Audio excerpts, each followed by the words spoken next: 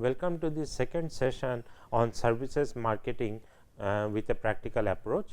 My name is Dr. Biplab Datta and my contact details are given here. So, once you go through the course, once you go through the lesson, if you have any feedback or anything to tell me, then you can always write to me and I would be happy to answer your queries. So, in this lesson we answered the question, why should we study services marketing management, of what use would that be. So, we see what is marketing, what is the marketing management and why study services marketing management. Now, what is marketing? So, you see, according to the American Marketing Association, they have written in 2013, they have evolved in 2013 the definition of marketing, which is marketing as an activity set of institutions and processes for creating, communicating, delivering and exchanging offerings that have value for customers, clients, partners and society at large. Now, marketing is a activity and a set of institutions and processes for creating, communicating, delivering and exchanging offerings. So, they have to create the offerings, communicate the offerings through promotions etc., deliver the offerings at the doorstep of the consumer and exchange offerings for that have value for customers. So, exchanging offerings means selling, the process of selling, where the service provider or the marketer provides a product or a service and in exchange he gets money and have value for customers, clients, partners and society at large. So, this the main segment which gets this value are customers, clients and partners, and it should be for the benefit of the society at large. So, what are these types of customer needs? So, there can be 5 types of customer needs when the customer goes on to purchase a particular product or service. So, there would be some stated needs. For example, the customer wants to go for a tour. So, the customer states that he has to travel to some place. Now, the real need is that it should be inexpensive. He should be able to do the traveling, he should be able to do the tour with as less money as possible, spending as little as possible. Then the unstated needs are that he is able to get on time service. That means, the services are provided to him on time as promised by the service provider. Then they should have delight, that means onboard entertainment, that should be available. This is a delight need. If it is not available, still the customers can be satisfied, but when it becomes available, then customers become delighted. And then there would be a secret need, that is the kinesthetic experience. So, when the customer wants to travel, the customer wants the window seat, because he or she wants to see things outside and have this kinesthetic experience. So, these are the different types of customer needs when a customer goes on to purchase a product or a service. So, what are the customer perceived value? So, we have said that the customer and the service provider exchange value between one another. So, what are the customer perceived values? Now, this customer perceived value is the difference between total customer benefit and the total customer cost. So, the customer benefit is the product benefit, the services benefit, the personal benefit and the image benefit.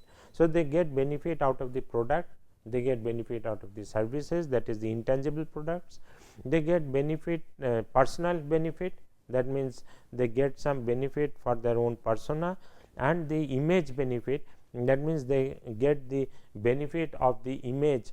That means, once they get associated with a particular brand, they that satisfies their image and the person feels elated when he or she purchases an exclusive brand.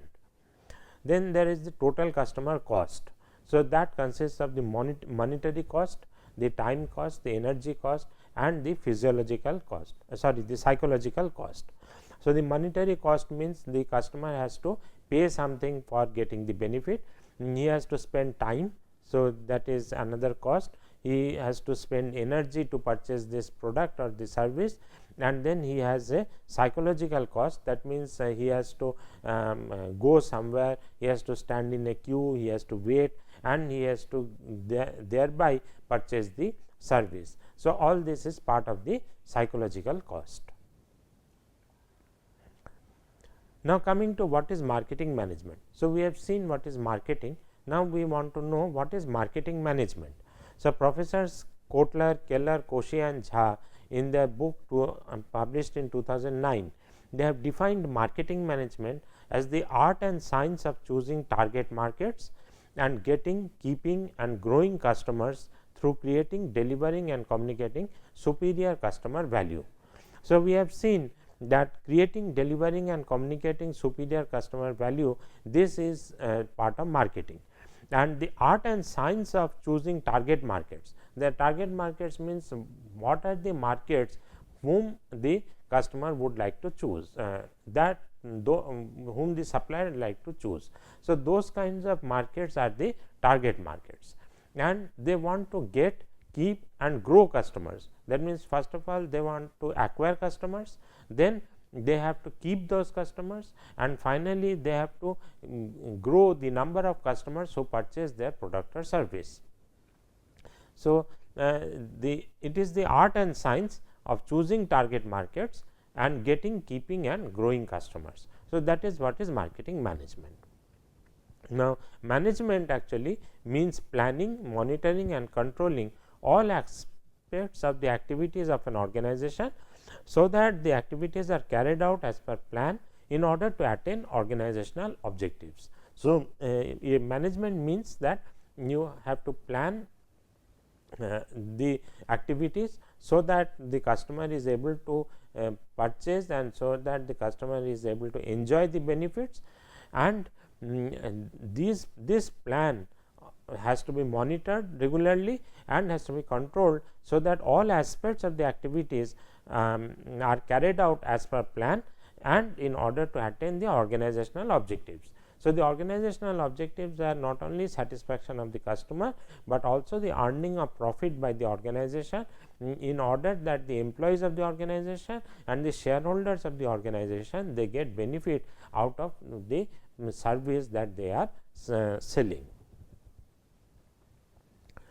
Now, the services, these are sold through the 7 P's of the marketing mix. So, these 7 P's are product, place, price, promotion, people, process and physical environment. So, the main 4 P's are product, place, price and promotion. So, product implies the design, technology, usefulness, convenience, value, quality, packaging, branding, accessories and warranties. The place refers to the delivery channel through which the customer is able to purchase the product or service from the supplier through retail, wholesale, mail order, internet, direct sales, peer to peer selling and multi-channel selling. That means, there are several modes of distributing the product to the customer. So, this is the place. Then comes the price. So, in price, there are price strategies like skimming, penetration, psychological cost plus loss leader, etc. So, psychological price, cost plus price, loss leader price, etc. So, these are the different types of pricing strategies. And finally, promotions. Promotions are what is how the product is offered to customers, how customers are given an incentive to buy the product or service. So, there we have special offers, advertisements, endorsements, user trials, direct mailing, leaflets or posters, free gifts, competitions and joint ventures. These are the 4 P's which are product, place, price and promotion. Now, particularly in case of services, there are three more P's, which are the physical environment, the process and the people. So, the people are the employees, the management of the people, the culture and the customer service. The process are the especially relevant to service industries, like how the service is created and delivered, and how are these services consumed. And then we have the physical environment, which has to be smart, which should not be a rundown environment. It should have an interface or provide an interface between the customer and the service provider. It should be comfortable, and the facilities should be there in the physical environment, so that the service can be delivered to the customer by the service provider. So, what are the tasks for marketing management? So, first is to develop market strategies and plans. That means, what are the ways through which you can market or buy and sell the products or services to the customers, and the plans made for doing so. Assess market opportunities and customer value.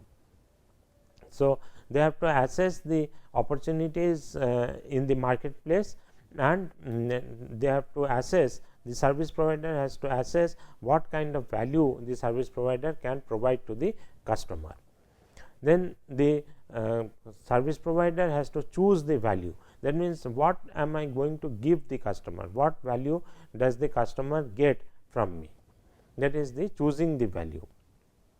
Then design and create value. So, what value, how can that value be designed, and how that value can be created.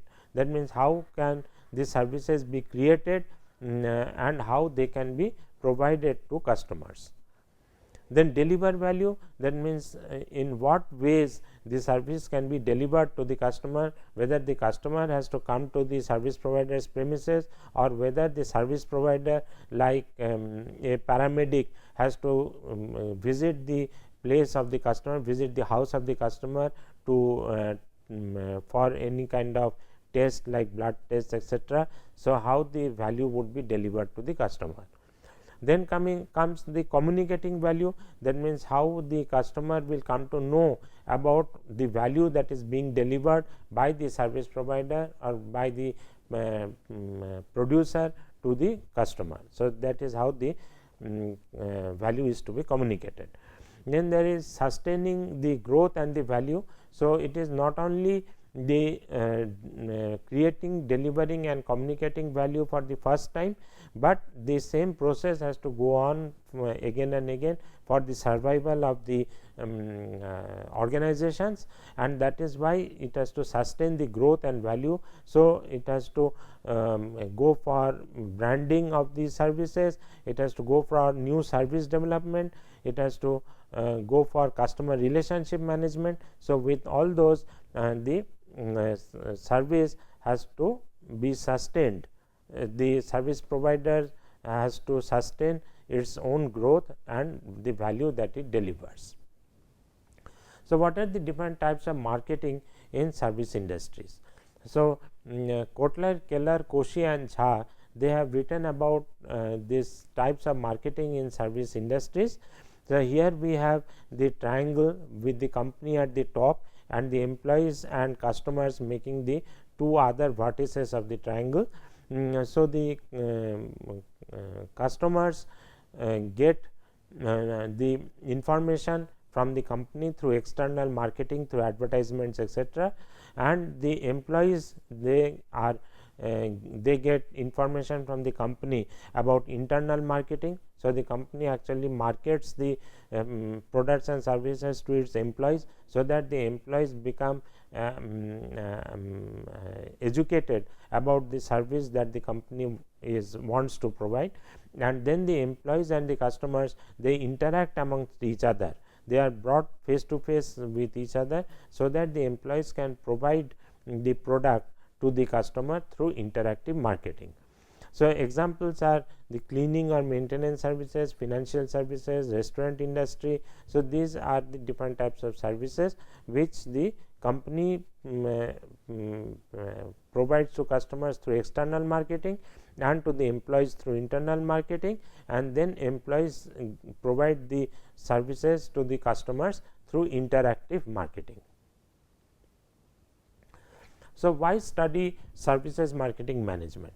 So, according to Batterson and Hoffman in 2011, they talked about this, why why anybody should study services marketing management. So, the consumers evaluate services differently than goods, and service marketers must effectively manage the experiential aspects of the service product.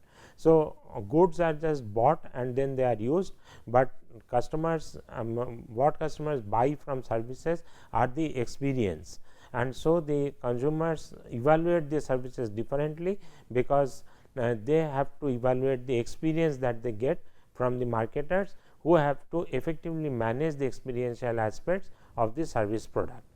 And services can be effectively used as a differential advantage for tangible dominant products. So, those products which have a tangible which are tangible, those products are similar across brands. So, different houses produce and deliver these products. So, how can they effectively differentiate themselves? How can one producer differentiate himself from another producer?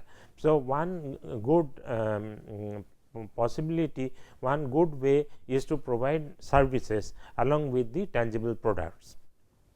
So, those services comes like in the form of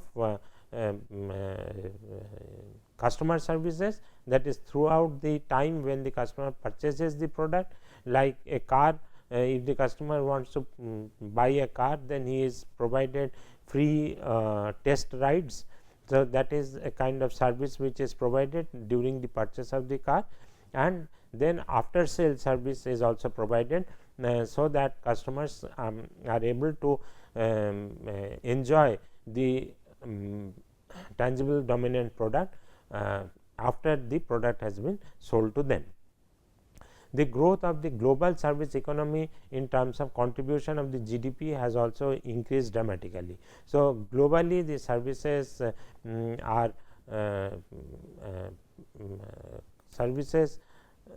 contribute 63.9% of the world GDP as in 2012.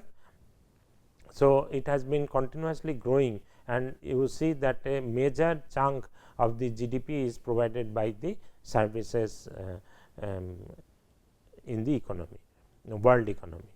The growth of the global service workforce has also increased. So, that we see from this pie chart, where we see that globally 41.4% of the labor force are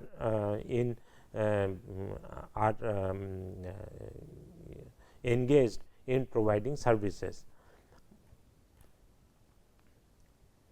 Then the emergence of technologically based e-services or self-service technologies have transformed many service industries. So, we have seen recently in India the emergence of the automatic teller machines. They have been placed in every nook and corner, and with that the job of the teller in the bank has reduced drastically. So, customers are able to withdraw their money directly from the ATMs, and they do not have to visit the bank or wait in long queues for that. Then knowledge is needed in the area of developing sustainable services marketing business practices. So, if you are working, or if you plan to work in the near future, then you have to provide sustainable services, and for that you require knowledge of what are services and how it should be delivered. And then the concern for poor service delivery. So, I will talk about it in details slightly later, but the main thing is that although we know a lot about service and service quality etc., but we still face the problem of poor service delivery, and that kind of delivery is not acceptable, and so service providers have to teach and these people who are going to engage in service delivery about what is poor service delivery and how it should be bettered.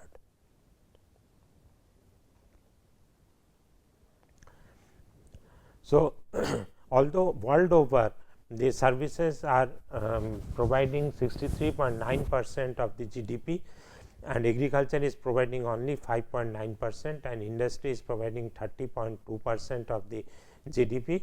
But in some countries we see that the GDP the share of services to the GDP is less than that of agriculture or manufacturing.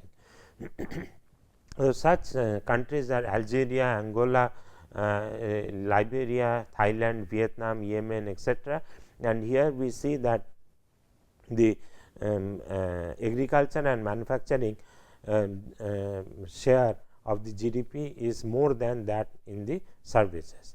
But most of the developed countries or the developing countries, they in that case we see that the share of the services to GDP is much more than that of agriculture or manufacturing. So, as I have said earlier that 41% of the services are 41% of the labor force are engaged in providing services, and this is increasing day by day, whereas 36.4% of the labor is involved in agriculture and 22.2% of the labor are involved in industry. Then we look at the economy at a glance in India.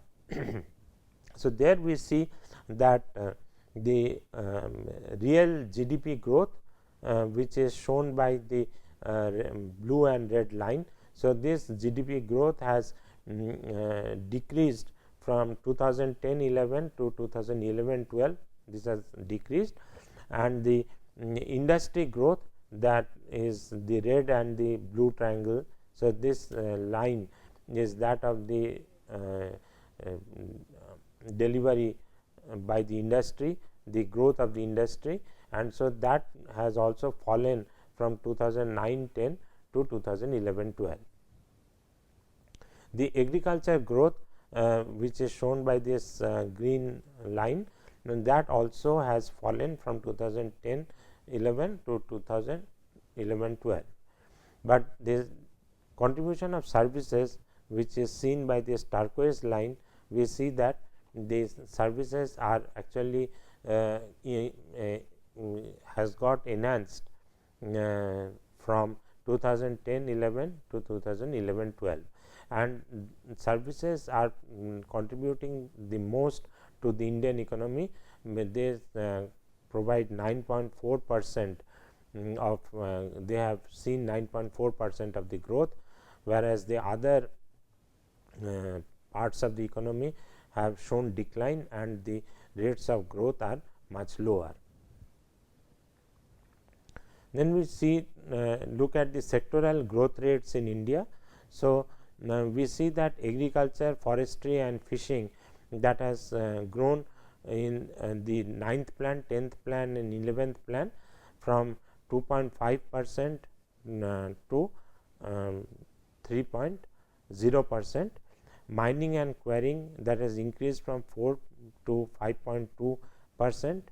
Manufacturing from 3.3 to 8.3.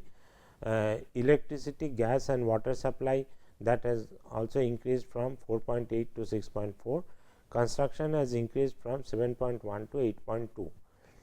But the services in the form of trade, hotels and restaurant, that has grown from that has fallen from 9.6 to 7%, but it is on the higher side as compared to manufacturing and others.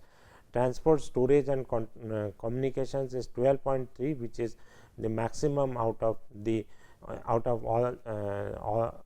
all the contributions of the different parts of the economy.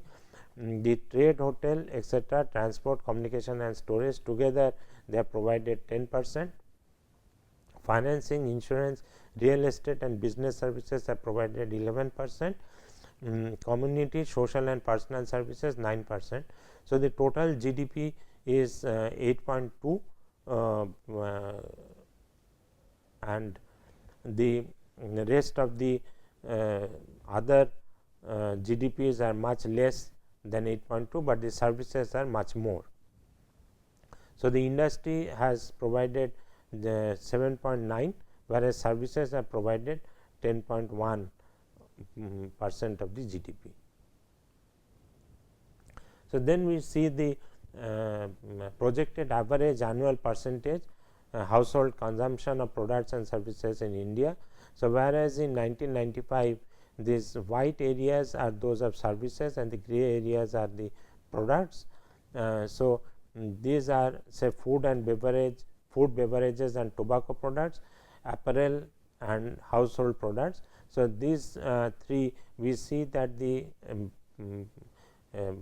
annual percentage consumption of these three types of products has been declining from 1995 to 2025. It is expected to decline to 2025. Till 2015 also it has shown a decline.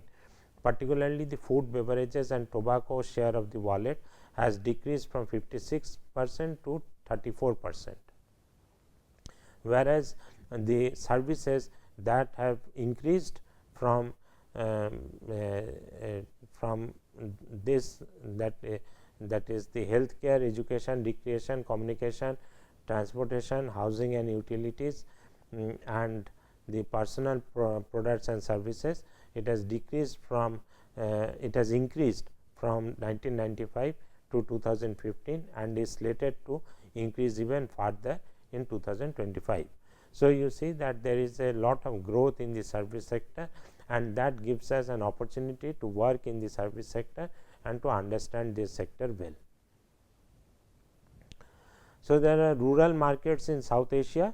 Consumption in rural markets are predicted to grow at a CAGR of 5% in the next 2 decades, and size and growth rate for many products and product categories are very attractive, and 48% of the rural population is below 20 years of age. So, there is a lot of scope for delivering services in the rural markets in India and in other parts of South Asia. Then we see the internet users in the world. The services are mainly facilitated by the use of the internet, and we see that Asia has got the maximum distribution, has a large chunk of the pie of the internet, that is 44.8%, whereas North America is 11.4% and Oceania and Australia are 7% and Europe is 21.5%.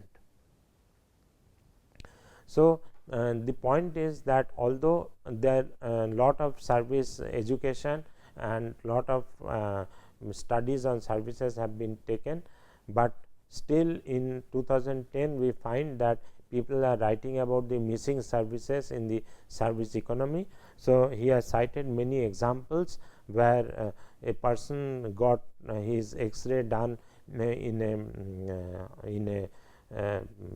at a place, and then he goes back to get the X-ray report the same evening, but he is told that that report is not available now because the concerned doctor has not signed there, and therefore, he has to come later. So, these are very critical services, but still we find that in India lot of services are actually missing in our economy, and the Indian economy, the services are maximum in the Indian economy, but this is the situation of missing services in this economy. So, I have referred to several literature in the lesson. So, you can read through this literature. I hope this helps you in learning about services a little more. Thank you.